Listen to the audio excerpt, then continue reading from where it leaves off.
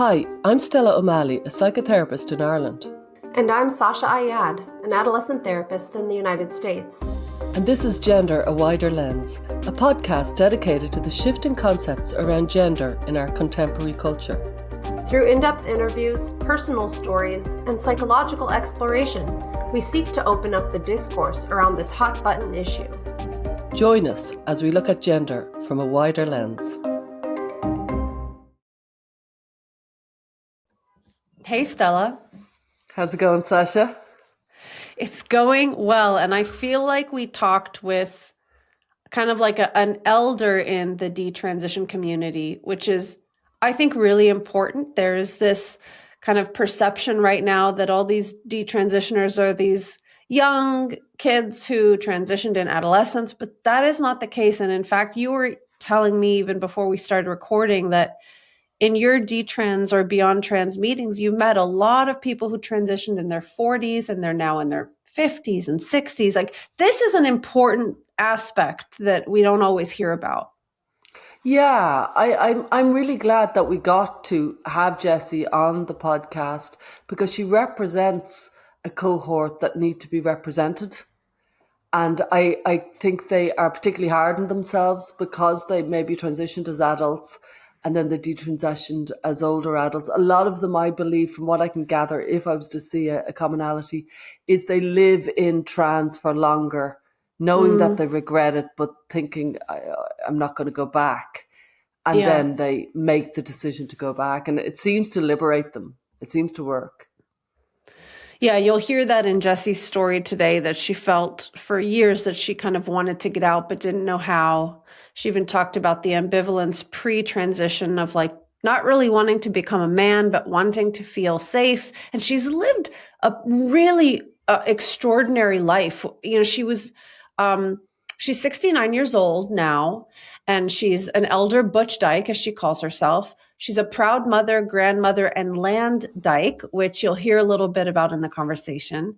And she's been a lifelong advocate for gay rights. And in 1986, she was experiencing a lot of threats and all kinds of turmoil in her life. And she made this decision to transition. And again, not because she really wanted to be a man, but she thought that would be a protective measure. She says she doesn't take pride in this decision, but she stands by her reasons, having faced a lot of difficult challenges along the way. So she'll tell us about this today. Jessi dedicated her career to healthcare, where her patients and colleagues valued her deeply. And then in 2020, she retired at age 65 during the COVID-19 lockdowns. And she saw retirement as an opportunity for renewal. So with no professional obligations left, she chose to fully detransition, and she was supported wholeheartedly by her spouse. So Jessi's story is really remarkable, as you'll hear today. Yeah, Jessi is a very extraordinary person. And, she represents a group of women that I've read about, the lesbian separatist. They were very much a political movement. And she came from that political movement, but it was a difficult life. It was a difficult life. The fact that she chose to transition, and the fact that she is a female choosing to transition, and she was 5 foot, I think, I can't help but think, shouldn't her therapist have really leaned in on that? Because I'm being straight honest, like, being a 5 foot man is a very hard thing to be, let alone a 5 foot trans man. Like, it's already hard. That's a hard. She became a trucker and was living stealth as a trucker as a 5 foot man. My brain boggles. What did you think of that? Yeah, I mean, you'll hear this incredible story that she tells about her time like on the road and all of the kind of moments in her life where she realized, like, I could be outed here. And if I'm outed, this will be very dangerous. Like, it is a different world on the road with a bunch of male truck drivers. It's not the same as being a trans-identified kid in like a Palo Alto high school. Like, this is a different world. So you hear throughout her story the real kind of risks and dangers that she found herself in lots of different moments in her life related to transition and otherwise. And it is really mind-boggling to imagine you see Jessi, and we don't have the pleasure of being able to see people in person, but you'll see Jessi on camera. You can see that the testosterone has had an impact on her appearance, but I can imagine how different just viscerally it would be to be around her given her stature. And you're right. I think that is pretty remarkable when you see people transitioning who are, so far outside of the kind of average range of height of the gender they prefer to be seen as. And it's like, wow, this is a big deal, actually. This is a psychological jump required from everybody, if you follow me. If I think if you're going to go outside the realm of the norms of the gender you want to be seen in, it's interesting. I do think there's a really, Jessi really she really goes into this conversation. She goes in deep and she speaks about her family and she speaks about having children. It's very poignant. It's very moving, and I think it's very apt. I'm really glad that she was so honest, and she kind of allows everybody to kind of think about the impact it must have had on Yeah. her kids, and it's a family decision in some ways, and Yeah. the decision to detransition is also arguably a family decision. Yeah, for sure. And she talks about wanting to get out for many years, but not knowing how until she read an Yeah. article in 2017. And just to clarify, she refers to it as an article by Dan Savage, but actually she's talking about the Katie Herzog piece for The Stranger. And I think Dan Savage had shared it on his Facebook or something like that. That's where the confusion comes in. But that was an amazing moment for her because she kind of had a framework for how she can detransition. And she describes that, like, she started seeing all these detransition narratives, but they were all these young kids who don't really have a lot in common with her backstory. But then, of course, she started to connect with other, butch women who did have a more similar experience. So anyway, I mean, I think that's enough of an intro. We're just really excited to share this conversation with Jessi. Hi, Stella, and welcome, Jessi. Hello, I'm so happy to meet Stella finally, and hello to Sasha. We haven't talked in a while. Yeah, nice to see you again. We're so glad that you're here. I think you have a long history to share with our audience and so much wisdom and quite an incredible story without sharing any spoilers. So Mhm. thank you for being with us. Absolutely, absolutely. One thing I am as an activist, and it's just been part of my whole journey is being Oh, very active in activism. So this is just the active activist. yes, and this is part of it. Yeah, what I was thinking, I'm so inspired by your story. I think it's so important to get your message out there. I think it's something that hasn't really been given much discussion, and there's so many stories with the trans phenomenon, but this one people really need to sit up and listen to, because it's I think it's a very important aspect of the lesbian experience. So I was wondering, could Absolutely. you take us back? Yeah, it really is. Could you take us back? Maybe were you a gender dysphoric kid or just a gender non-conforming kid, and then how it evolved that you came to transition? I don't think that I was gender dysphoric. I don't think I know I didn't have a gender identity disorder, which is what it was used to be called. I just was non-conforming in a lot of ways, and I knew there was something different about me, and so did my mom from, like, as she put it, the day she spit me out. So I've always just been different. But when I was growing up, I didn't have a name for it because I was born in 1955, and people weren't even using the word gay when I came out in 76. Um, I had to go to San Francisco as a wet behind the ears 19-year-old kid to understand what being gay was about. When I first met my first lesbian couple, that I just I just knew as soon as I met them that that was the name. That was the word that I needed Wow. to fill in the gaps. So I just have always been different. And I don't think through the whole beginnings of this process, I don't believe that I was ever diagnosed. with a gender identity disorder or any kind of dysphoria. I just became a big target because of my activism, when I first came out. Pause here, because I want to understand what you just said. So you became a target of what because of what activism? Clarify that for us. Okay, so when I came out in 1976, As gay, just to as a make sure lesbian, we're yes, as okay, a as a lesbian. lesbian. Uh-huh. Okay. The NOW, the National Organization for Women, the Equal Rights Amendment, and the gay rights activism stuff was all like hitting a fever pitch. And I came in as a wet behind the ears lesbian going, yeah, my rights are just as equal as everybody else's. So I had all that influence of the ERA, the NOW, and the gay rights movement to motivate me to get out and be vocal. And my vocalization, I had a big old chip on my shoulder and I dared anyone to knock it off. And it made me a target to homophobes and anybody that felt like they needed to prove something to me. That, well, one of the biggest ones was, well, you just haven't met the right man yet. Well, no, that's not the case. The case is I don't want to meet a man. I'm not interested. And that got me in trouble a lot. So the target piece is because I was so vocal and because I was not afraid to stand up and demand the fact that we as gay people are just as equal and just as here as everyone else. My challenge was, who left you in charge? Who left you the boss of everything? And I was very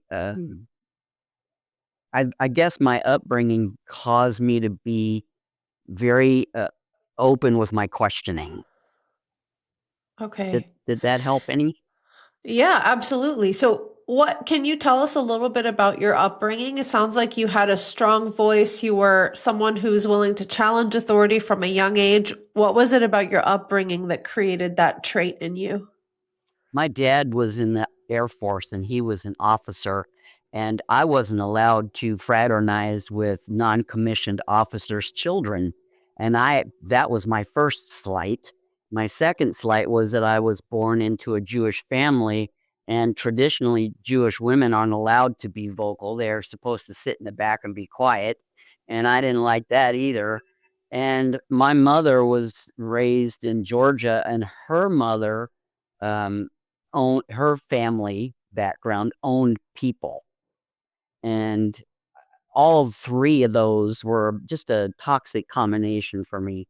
And my worldview was formed very early, especially I was in sixth grade when I saw my grandmother call a little boy the N-word in front of my other brothers and tossed him out of the house. Just because of who he was. And that was my very first rebellion, I guess, or at least the very first voice that I went, no, that's not okay.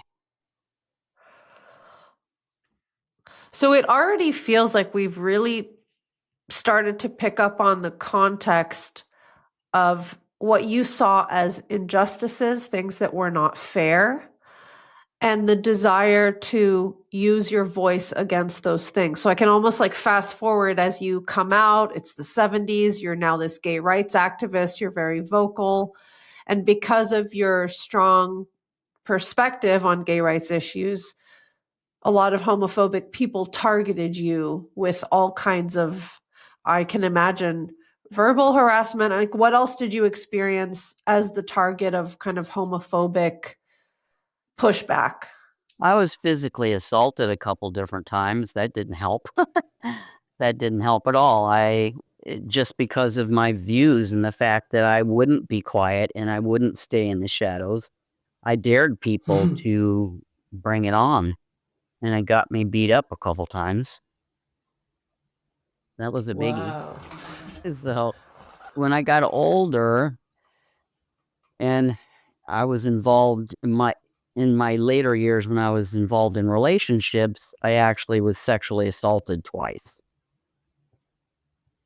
due to being, well, actually because I was trans, and they didn't like that either. By men. And Yes, by men. oh, I'm so Hmm. sorry. Wow. I was wondering, before you medically transitioned, did you did you present masculine, and was that an issue? I've heard quite a few lesbians like that can be an issue, as in they can get attacked for Yes, that. absolutely. That was, and I identify as back then as a separatist and a butch lesbian, and I still identify as a butch lesbian, and I use the word dyke. Um, the separatism part, it's still in me, but life lessons along the way have kind of tempered that. But I'm still very, I don't like men. Let's just put it that way. And but I guess the ultimate lesson that I learned in transition is that they're part of this world too. And then I had to understand and figure out how to negotiate life with them. And Wow. living in transition kind of gave me some tools in order to do that. But to this day, I have like zero tolerance for men.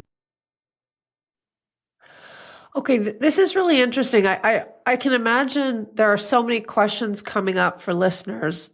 And I want to ask a question that's directly related to your story with medical transition.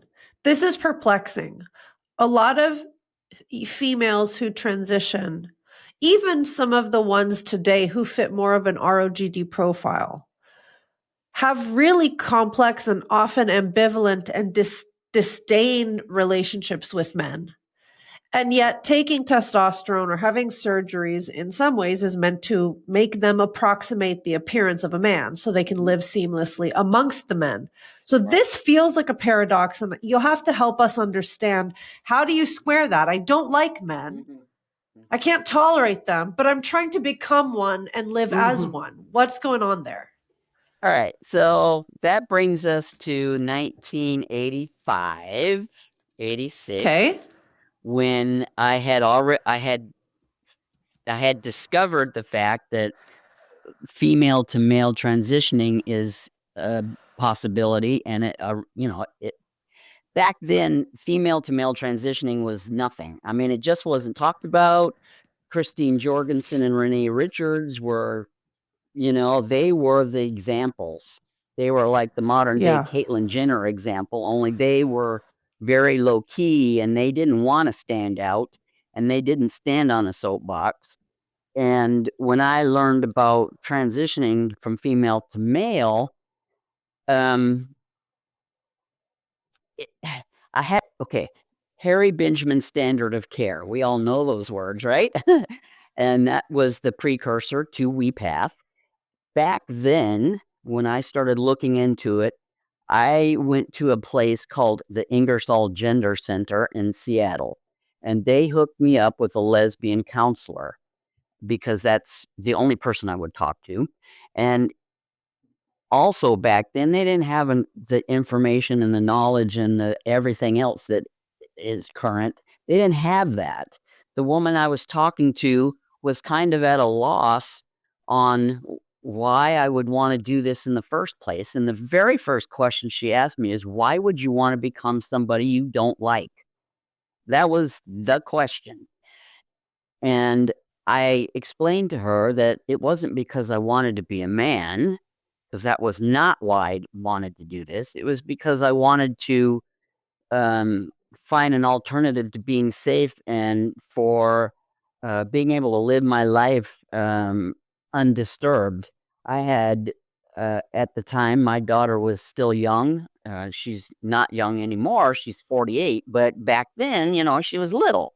And because of my presentation as a butch lesbian, people were afraid of me.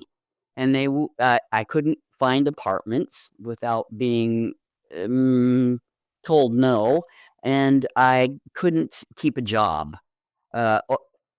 Sometimes I wasn't even offered the job because of my presentation as a lesbian. And back then, people were scared of that. they're not necessarily scared of it anymore, but I still run into it. But the combination of everything, the lack of my lack of ability to keep a job, my lack of ability to keep an apartment, and to be able to just live my life, I couldn't do it. And I figured, okay, well, maybe this living in transition as a guy, they seem to have all the advantage anyway, so why not? And it was really an experiment. It truly was. It was an experiment. And so I went for their first year and I did my counseling. And I suppose in retrospect, she should have probably kept me there another year. And I may not have done it, but it was the times. It was absolutely the times. And there are lesbians my age that are good friends of mine now that they didn't do it. They didn't do this. They didn't change the entire trajectory of their lives in order to stay safe. But in my case, it felt important to at least You know, try.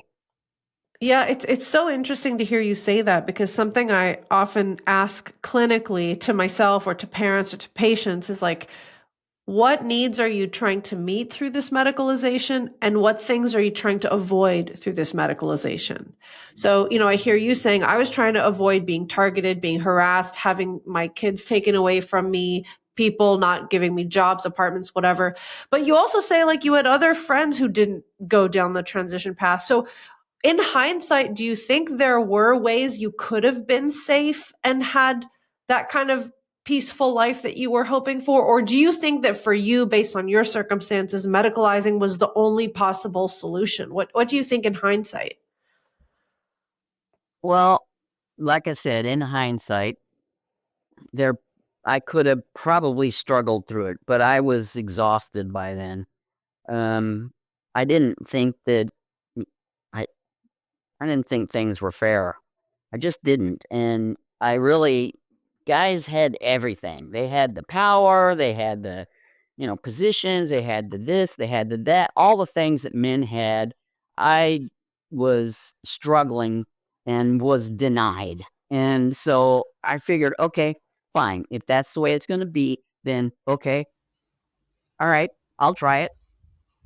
If it'll And help, sure. did you feel like you were kind of going over to enemy lines, or did you feel like you were going joining the enemy, and Oh, was that big time. difficult? Big time.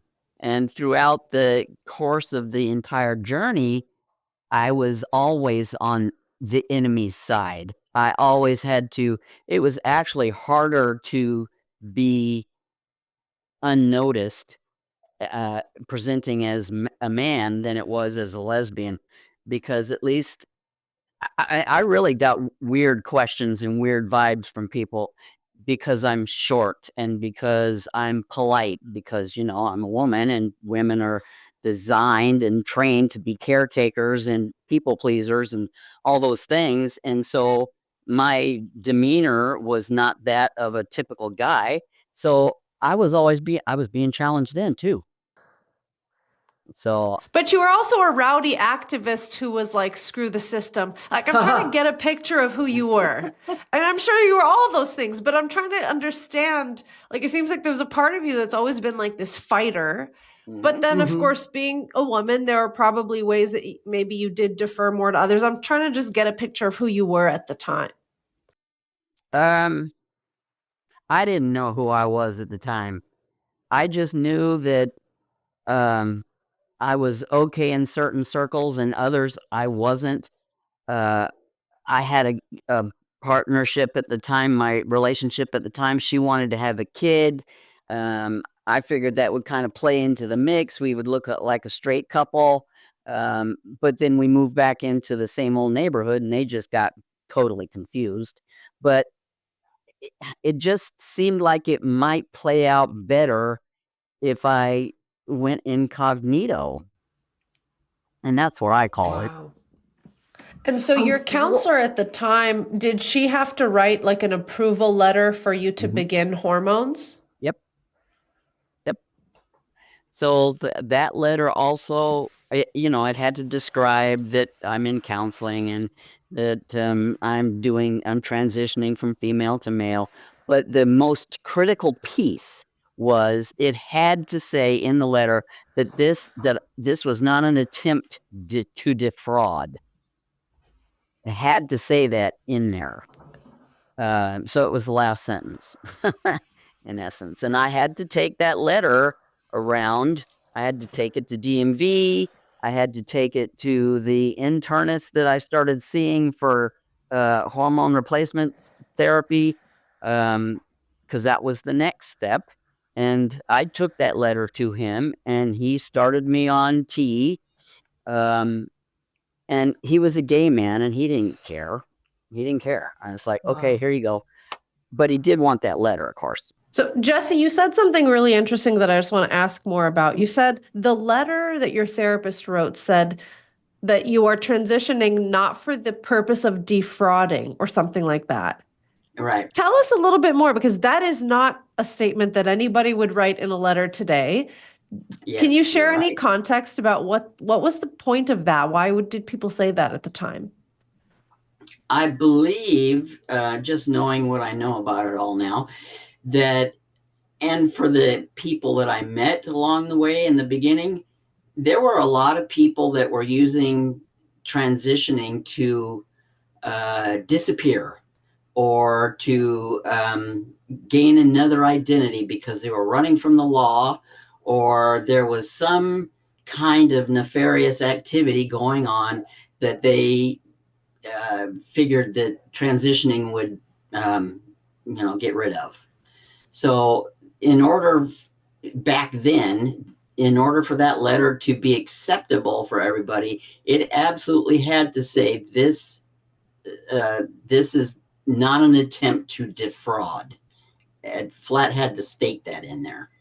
I think that's interesting because there are a few cases that I've heard about in the US and abroad where like male criminals, sex criminals decide to transition as soon as they get arrested or when they get in trouble with the law. And to me, that seems like an attempt to gain access to women's prisons and things like that. To me, that's an obvious attempt to defraud, which is, I think, a stipulation that would probably still be very valuable to include in this process. So that's interesting.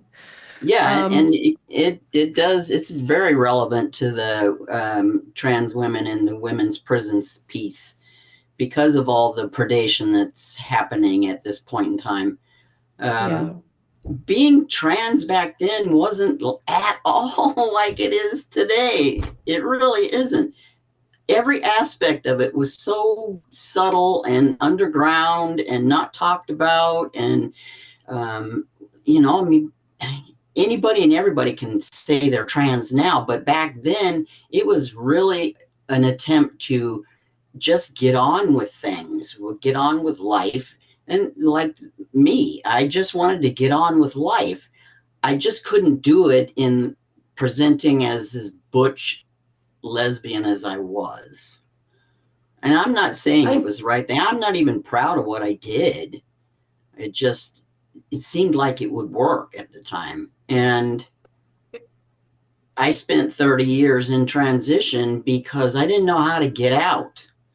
And every time I had an opportunity to get out, life got in the way.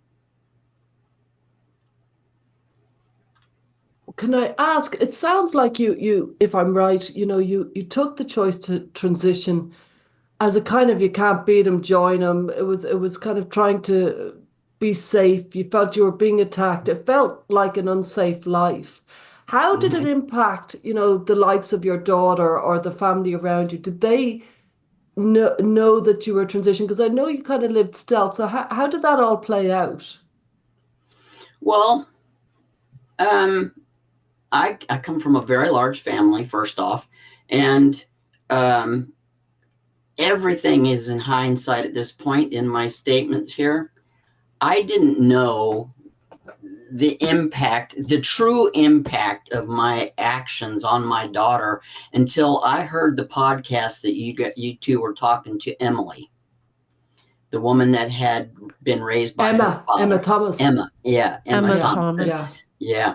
And I listened to that and I just cried because it dawned on me just exactly what I had done to my daughter.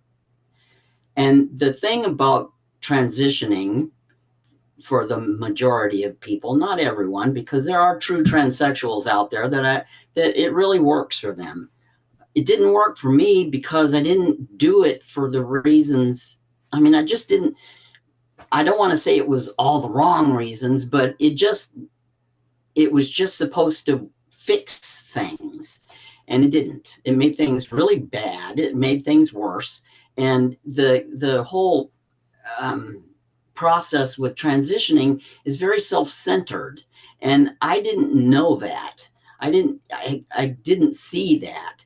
What I saw was I had really, because of who I was in my family, everything was, oh, you're just going through a phase.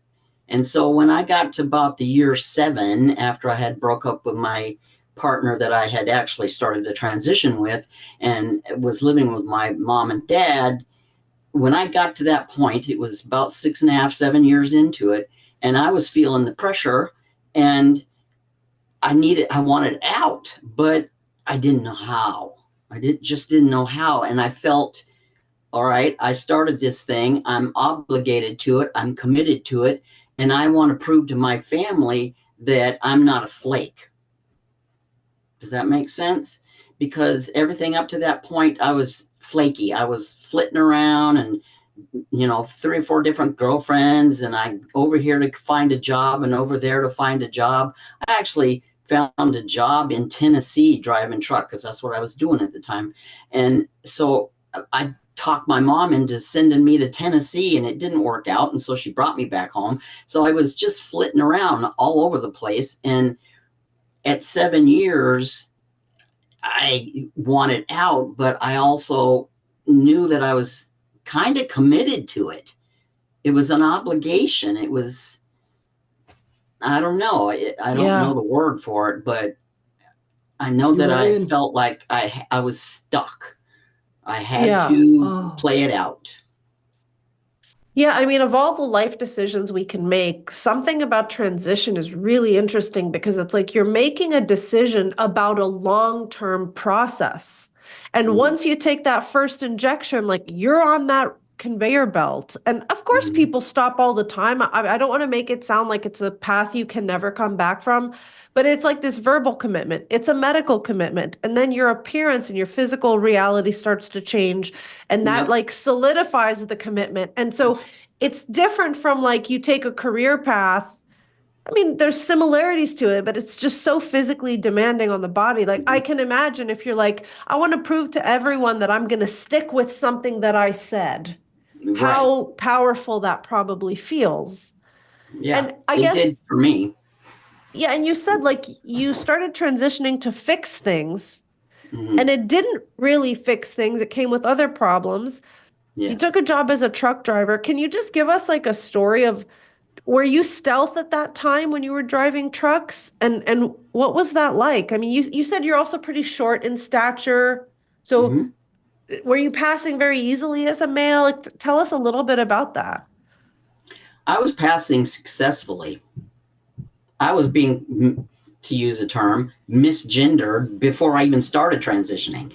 I mean, I was being called sir everywhere I went. I had to or not. I made the choice or not to correct people. And back then it was just sir. Sir, can I help you, sir? I mean, then I talk to them and they go, oh, I'm so sorry. So misgendering to me is like, yeah, so it happened to me all the time. And when I was living in transition, because that's what I call it, I did not transition. I was living in transition because I was just managing life kind of in that space of, all right, we're still working on it. I don't want to go all the way and all that stuff. So anyway, I passed 100%. What helped was that I was a butch lesbian to begin with. I was already walking the walk. I was already self-assured. I was already all the things that guys were that they can't be. Nobody questioned me, aside from the fact that I was short. I got I didn't get misgendered. I got mistaken for being a gay man. Yeah. Huh. Because of my voice and because of my stature and because of the fact that I was polite and I had manners and I wasn't ugly and grabbing my crotch and spitting on the ground and all the things that typical guys were doing, especially truck drivers. I mean, they're stereotypical for sure. And truck driving was actually the other piece of the Harry Benjamin standard was once I started my HRT, I then had to go get a job in real time. And that job had to be in the gender of my preference, to use today's terms. But what I had to do was get a job as a man. And I was already driving truck. And I was, not, it was working for me, and mostly. But as a male presenting person driving truck, it just kind of fit and it wasn't foreign to me. I was already doing it. I liked doing it. And I was driving by myself. I wasn't driving in a team, which is another facet of truck driving over the road, was in team driving. I couldn't have done that because I had all my girl parts. And the only thing that made me a man was the testosterone that I was taking. And the last thing I want to do is crawl into a truck and go down the road thousands of miles with a strange guy and him find out that I was not a man. Yeah. You have a story about like all the guys deciding to like take a leak on the side of a building or something and you being stuck in it. Is that a story you can tell? I think I remember that from a different podcast. I think what you're referring to is when I was driving for a company in Seattle, and I drove the 6 to 2 a.m. shift. And at the end of the 2 a.m. shift, generally speaking, the routine was all the guys piled into the parking lot and they broke out all the coolers and drank all the alcohol. But I didn't drink. But I also wanted to be part of the gang so that I didn't rouse up any more suspicion. And what happened was they started talking about random drug screens that the drivers had to take. And I'm thinking, okay, well, I don't have to worry about that because I'm not doing any drugs. So what was it that would have made it bad for me? And the what made it bad was, in order to do the urine drug screens that drivers do for Department of Transportation, they had to pee in front of the people that were testing us. Oh. And I couldn't. I could not stand and pee into a cup. I had to sit on the toilet to do that. That would have outed me for sure. And it was just part of the routine that in order to make sure that sample was for real and came from that person, that man had to pee in a cup in this normal sense of how a man would stand to urinate. And I couldn't do that. Yeah. Then on top of that, they were snickering and snorting around at night, drinking. And they go, hey, do you remember the time when that guy came back, the pee test came back and he was 6 months pregnant? And that right there was my signal that I couldn't do that anymore. I had to leave that job because it was kind of like I was getting signals that they were starting to wonder about me. They were trying to figure me out. And these were little teaser stories that they were spitting out there just to get my reaction. And that's when I decided this isn't working. I have to go somewhere else. I was still driving truck, but I couldn't do it for this company anymore because I didn't want to get caught in an alley or in the dark space or in the warehouse and be attacked. Can I ask, do you think, did they suspect, or were they kind of circling it without knowing that they suspected, if you No, follow me? I think they suspected because I wasn't a typical guy. I did Wow. not approve of their bloody deer heads after hunting season, all strapped to their truck. I totally disapproved of that. I stuck to myself. I didn't drink.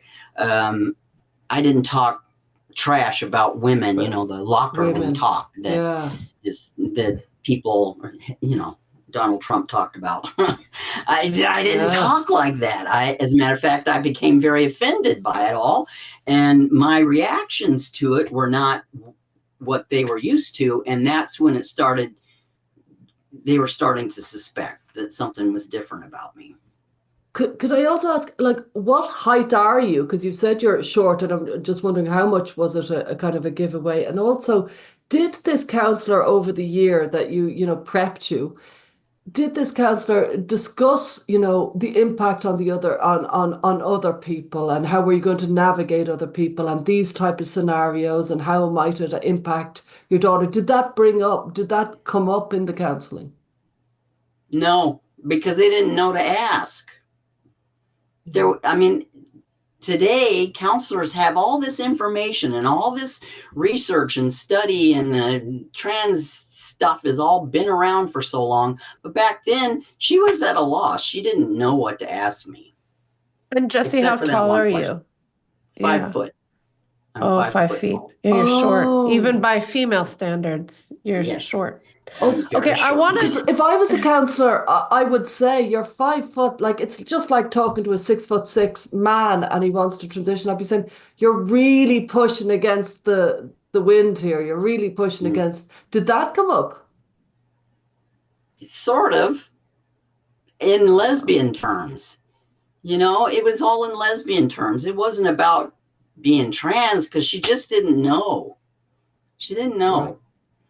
I want to just say that what's coming to my mind right now, as much as I've been very critical of some of the new manifestations of like the gender affirmation movement, I think that example of you living stealth and realizing that these guys might be onto you and that you might have to take a P test, this is where actually transphobia and talking about it and trans rights matter. Like, Wow. if we could have been in a place where you said to these guys, like early on in the process, just by the way, guys, I'm a trans man. So, like, when we do this or that thing, like, not going to be joining you. Like, if there was a Mhm. place for that and the men could be like, maybe they're not comfortable, right? But if they could be respectful and kind as human beings with basic human decency, that's exactly where transphobia needs to be talked about in trans rights. What's Mhm. irresponsible, I think, is that the medical community and the therapist community allowed you to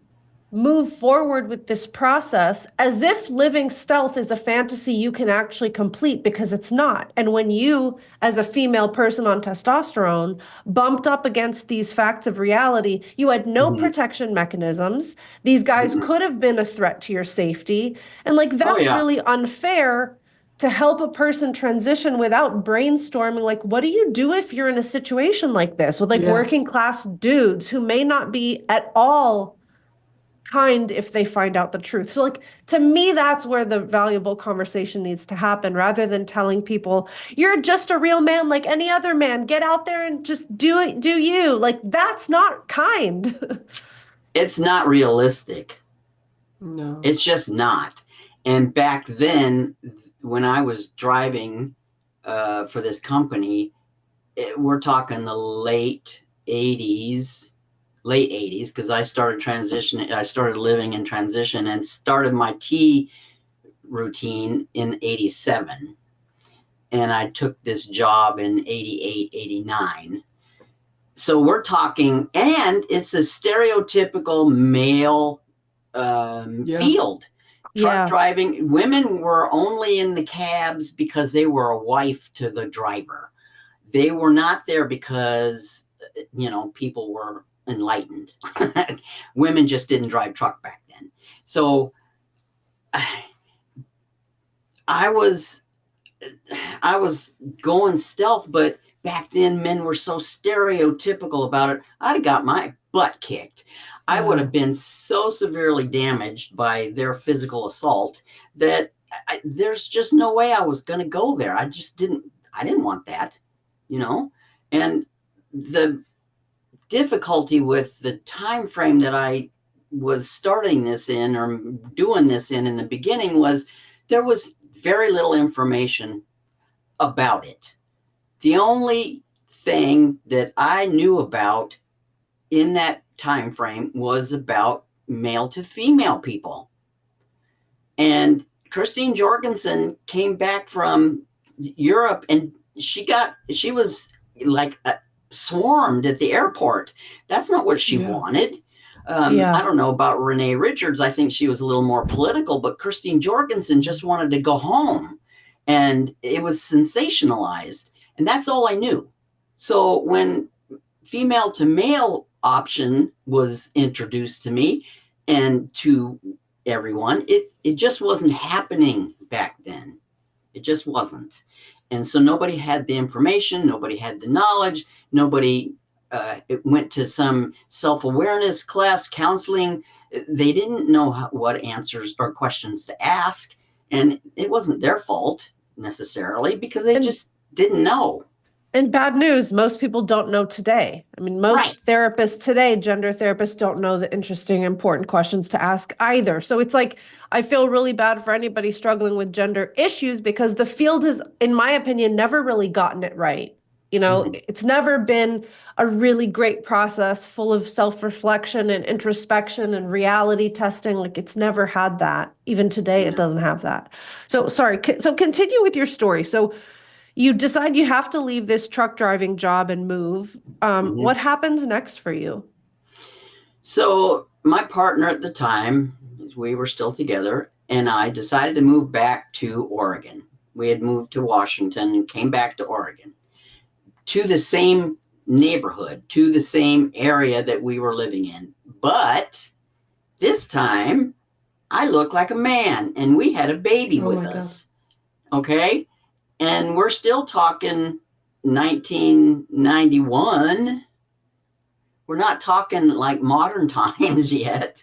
The people that knew us as a lesbian couple all of a sudden saw us as a straight couple, and I was sporting a mustache, and people don't like it when gay people have children in their midst. So we were once again a focal point. And it wasn't very long after that my partner broke up with me and started hanging out with a man who was married, but she was working for him and, you know, a bunch of other stuff. But anyway, she broke up with me and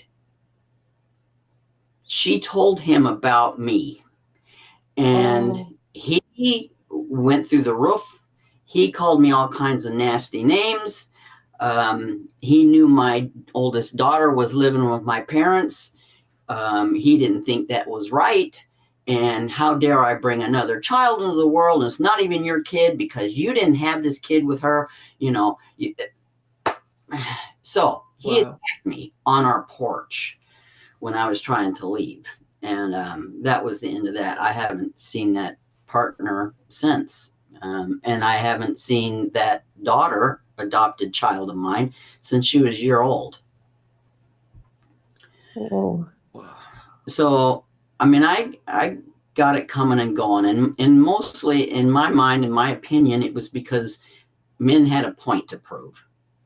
You think you're a man, I'll show you what a real man's all about. And that's what he said to me on my porch. And that was the general sense that I got from just about any man that in my life. So, you know, the males you're describing are almost like a caricature of the kind of like homophobic bully that is, I think, very much alive in the public consciousness when like LGBT issues are brought up. So it's interesting. Do you think that these guys at the time were outliers? Do you think it was very common in that particular like geographical area and time for guys to be like that? I mean, it almost sounds cartoonish and so crazy that you experienced this type of It was the times. violence. It was the times. And during the early 90s, the gay community was fighting an awful lot of discriminatory actions. The hate crime laws and anti-discrimination laws were not in place. We were fighting for them, and we were standing up in protest because, I have every right to be here just like you, but it was still, the Oregon Citizens Alliance and the Moral Majority were after us, and they were ballot measure after ballot measure after ballot measure there for several years, trying to keep gay people from being able to do things like teaching. First off, teaching was a big one. Literature, access to literature for the community. And just the mere fact that we didn't have anti-discrimination laws in place. That's what we were fighting for at that moment in time. And so homophobia was, in essence, it was okay. It was okay to be homophobic. Nobody stood up and said, "How dare you," back then. That's what everybody was thinking. So that's Can I ask you, because I'm finding it a little bit hard to picture this, because I kind of got that, you were a butch lesbian, you were an activist, you were a separatist, and then you were feeling unsafe and you transitioned, and I've kind of got it so far. But then I'm thinking, how could you be an activist? Now we're in the 90s and you're actually like an ordinary man as such. How would you be in these gay parades or trans parades? Because you were living stealth as an ordinary man. I wonder what your position was there. And also, how did it feel having joined the enemy? You didn't like men. So surely that must have been psychologically really difficult. It was. And on top of everything else, I absolutely insisted that my lesbian identification was part of who I am. I was a female to male trans person who identified as a lesbian still. Oh my God, talk about shit from the neighborhood. People, it's like, you can't be that way. You have to be heterosexual now. I didn't know how to be heterosexual. I came out of the closet as a baby practically. I don't know what it's like to be heterosexual any more than a heterosexual person knows what it's like to be gay. But back to your question, in those early 90s was when the transsexual acronym was added.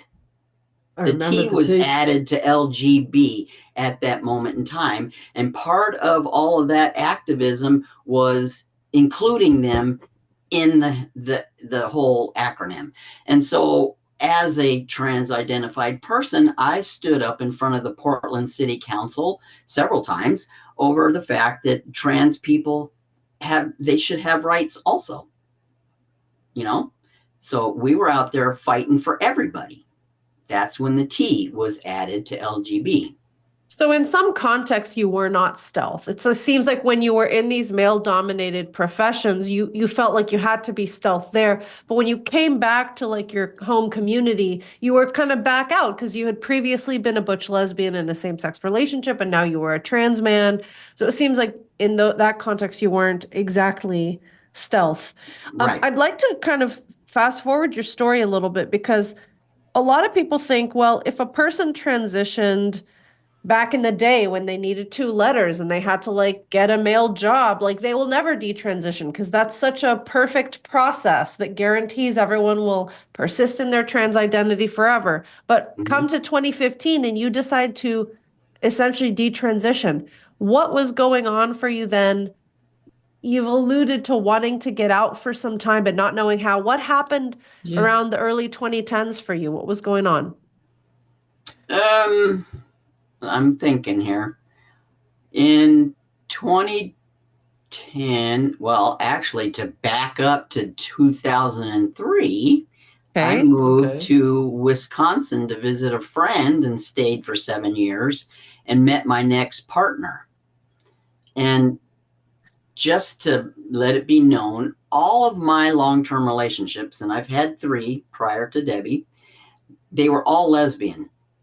I did not have a long-term relationship with heterosexual women. I just didn't.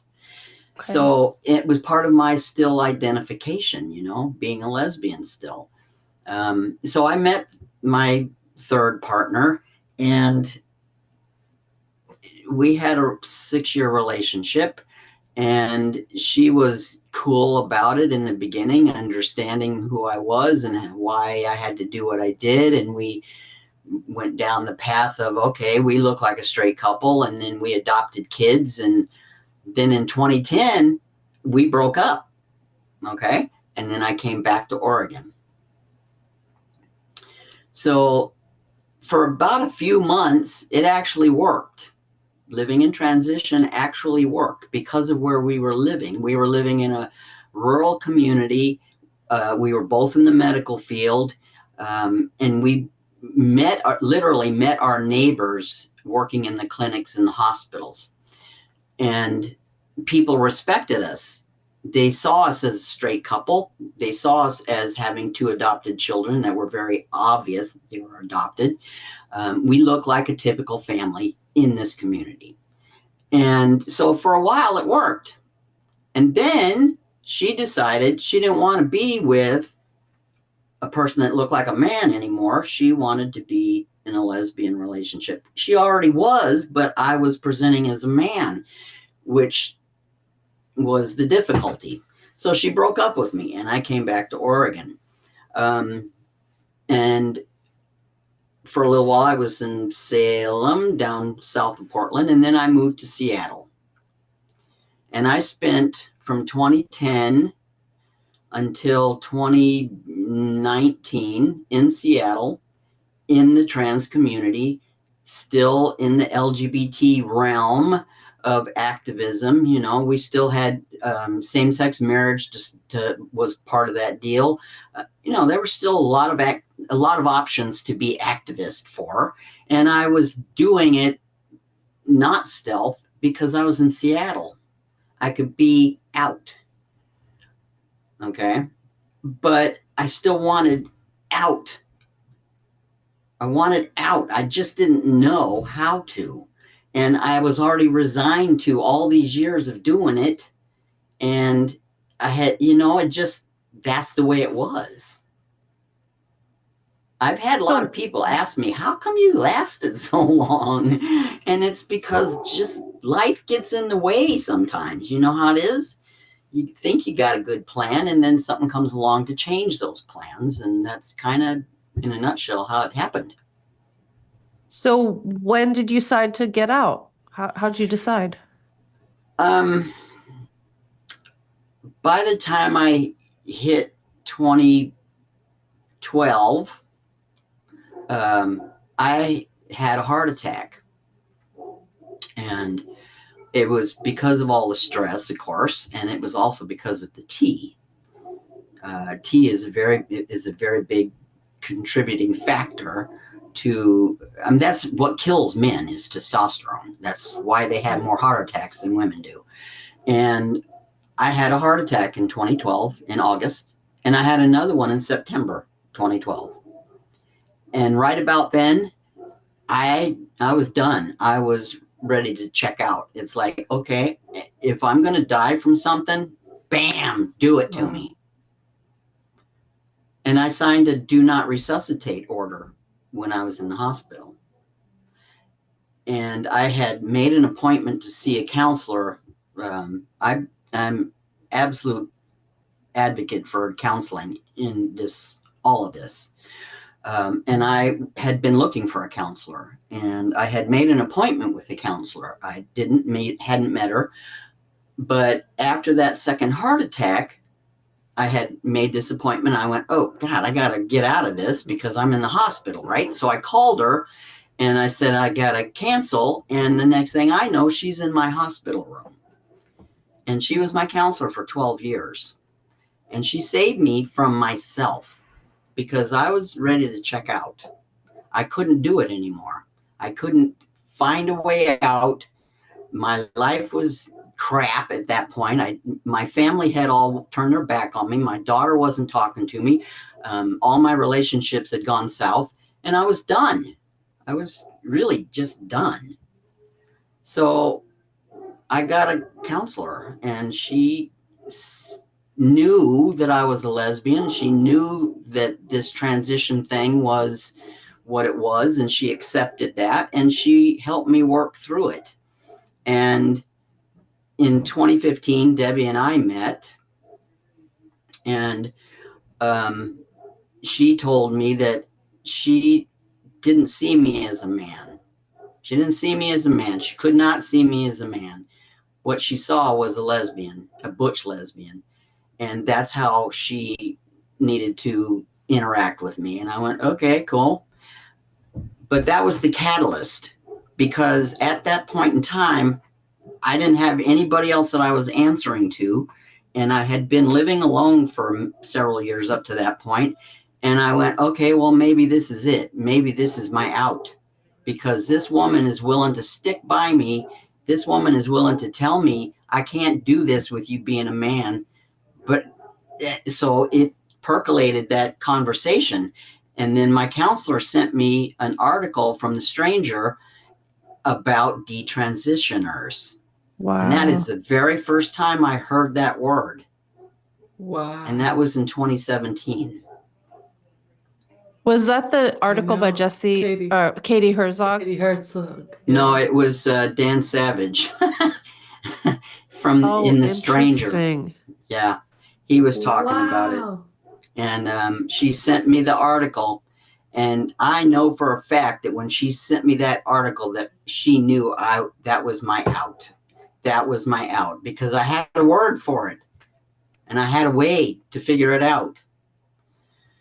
And Debbie was backing me up. She's like, okay, yep, you want to detransition? Yep, let's do this. Wow. So I finally found that door. So I'm wondering, Jessi, you know, the way you had a child, I think she must have been born in the 70s, and then there was another children later on. How did they take the medical transition, and how did they take the detransition? And I've always wanted to know, with parents who have transitioned, do you tell them when they're very young that you were, let's say, a trans man, or how does that conversation go? How did that all play out? My oldest daughter was just starting high school when I started transitioning. And a little bit of background there. She was actually dating women. And so she was kind of in the LGBT sphere of things, you know, the alternative lifestyles, if you will. And I thought she was taking it okay. Many Can I years. just ask, was that your biological child? Yes. Like, did you give birth to her? She was born Okay. in 1976, Okay. and I came out of the closet like almost immediately afterward. Wow. Okay. Oh. Keep going. So you thought she was okay. I thought she was okay. Many years down the road, I found out otherwise. But one of the things that she said to me was, "You took my mother away from me." And that's when the trouble started, because that's when she started having problems and opposition to me living as a trans person. The other kids, my second daughter, the one that I have not seen since she was a year old, she has no idea who I am. And I kind of have to keep it that way, unfortunately. And then my two youngest that I adopted with my last partner in Wisconsin, they think I am still Mr. Jessi. They don't know. Wow. And the reason why they don't know is because my ex, first off, will not allow me to say that to him. She does not agree with that at this point. Our agreement between us when we were still together was that we were going to wait until they were older, because it's not something little kids can wrap their heads around. Okay. They don't, and they just wouldn't have gotten it. To them, we were a straight couple. They were living in heterosexual land. They were going to school with kids that had moms and dads, and they had a mom and a dad. And yeah, they were obviously adopted, but they still had a familial setting. We had a farm, we had horses, we had goats. They were in 4-H, all these things, and that's the way their life was. And one of the problems I'm having with it today is the daughter, my third daughter, her birth certificate has me as her adoptive father on it. And I don't like that. My son knew me as a father figure. And she and I were going to have that conversation with them.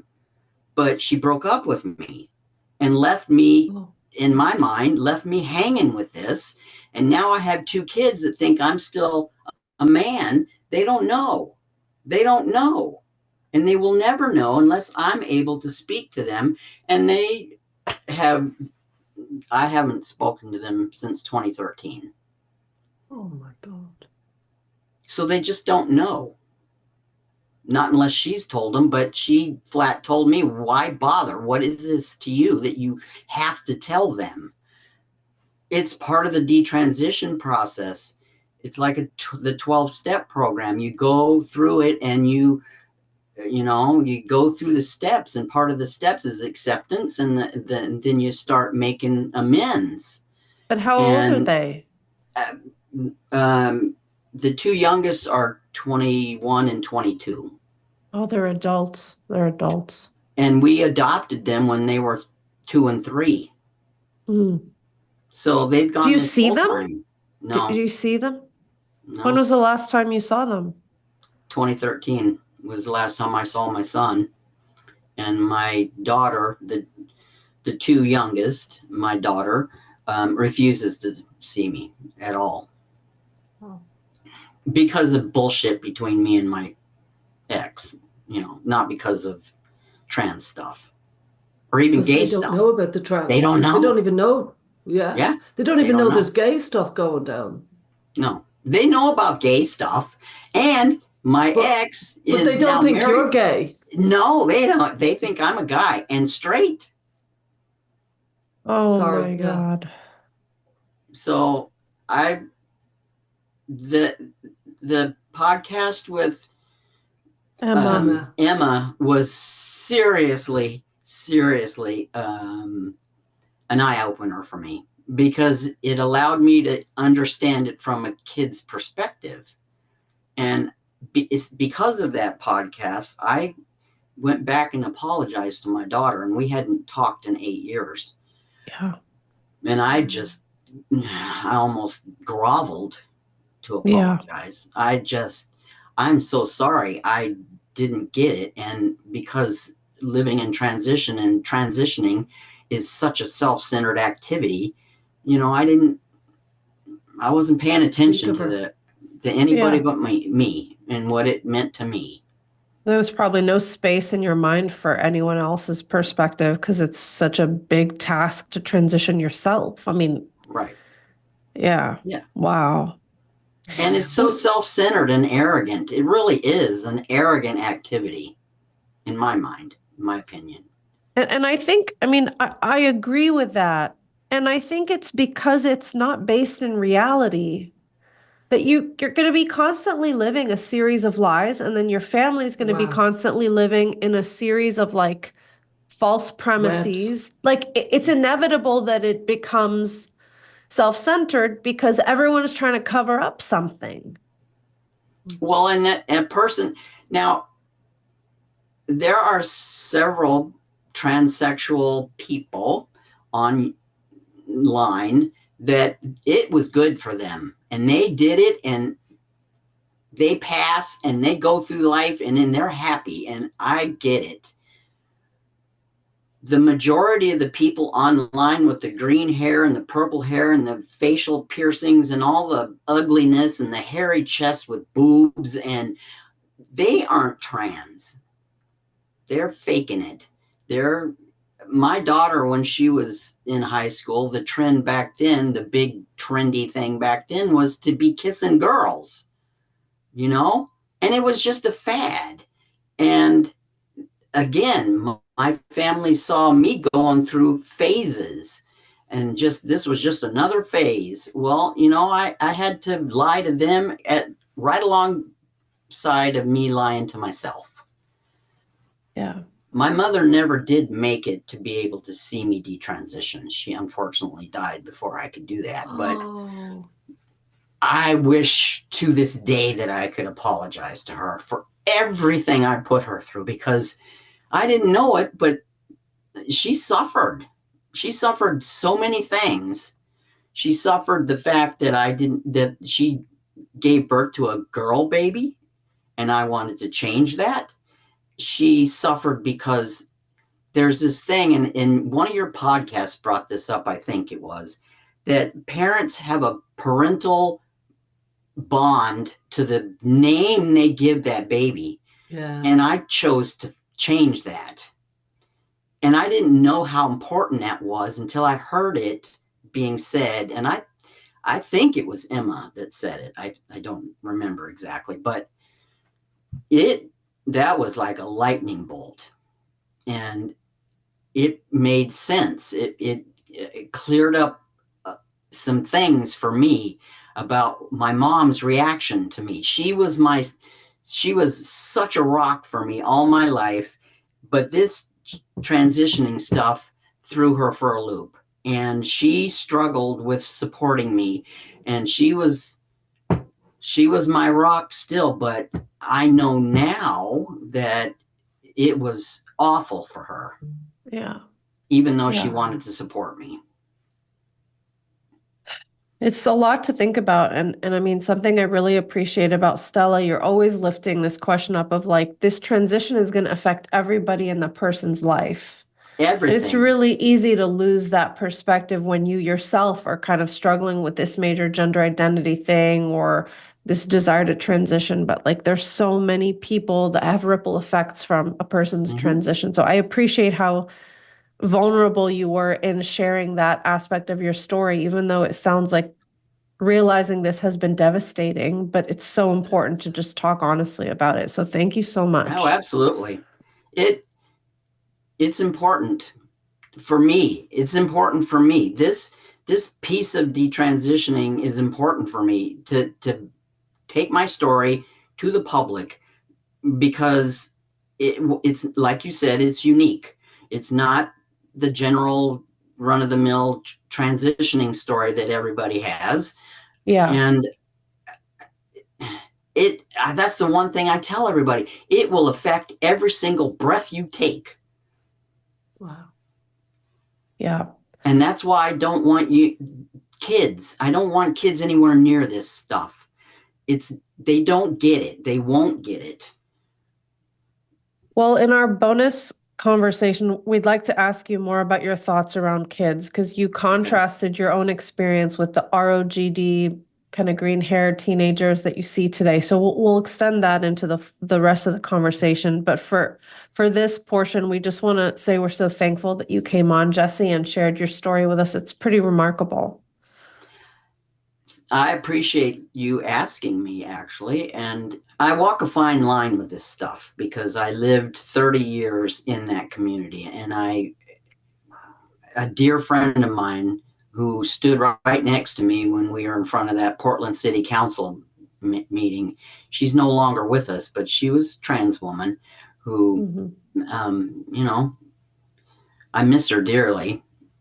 But she was very important in my life. So there are people out there that transitioning it's a good thing. And I know that. But there's way too many people out there that are just playing with it. Yeah. Thank you, Jessi. Powerful story. Thank you so much. You bet.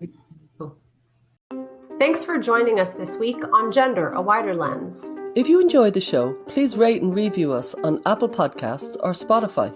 And be sure to visit us on Substack by going to widerlenspod.com. There you can join our listener community, access bonus content and resources, plus learn about additional ways to support the show. Our discussions are for educational purposes and are not intended as a substitute for mental health services.